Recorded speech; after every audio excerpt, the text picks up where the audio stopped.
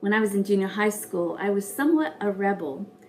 Now, I know many teens rebel in their own way, but for me it was my language.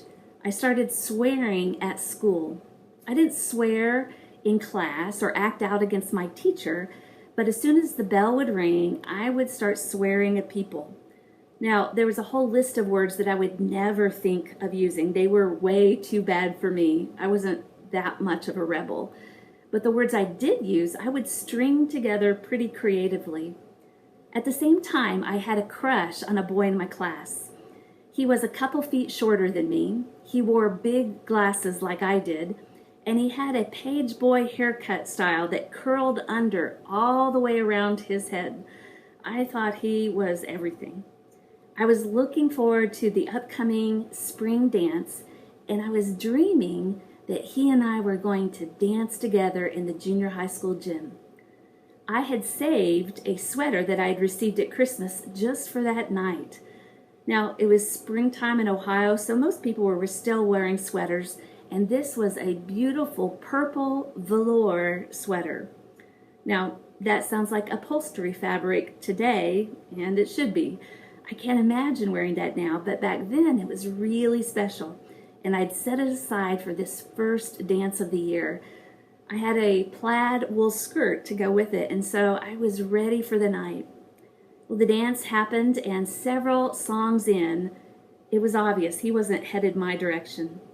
I was crushed, and so I went to the school bathroom and started crying.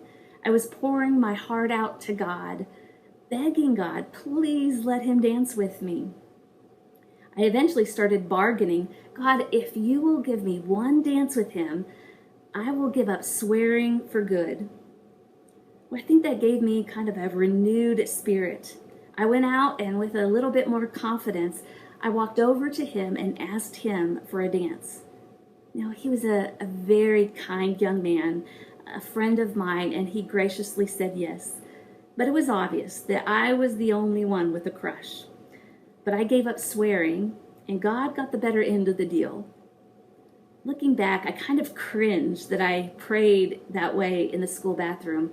But the reality is that any of our prayers are good to take to God. It doesn't matter if we're lashing out in anger, we're immature, we don't fully understand what we're saying. It's always better to go to God. God is like a loving parent, and we are on a journey in our faith. My prayer was immature because I was an immature young girl. But through the years, my prayer life has matured and developed. That can't happen unless we're spending time in conversation with God. I want to encourage you that no matter how silly you think your prayers are, no matter how much you wonder and question about God, go to God and discuss things with God. Have conversations and don't be afraid to share anything. And I think you'll find that over the years, your prayers and your understanding of God will mature, and your relationship with God will deepen as well.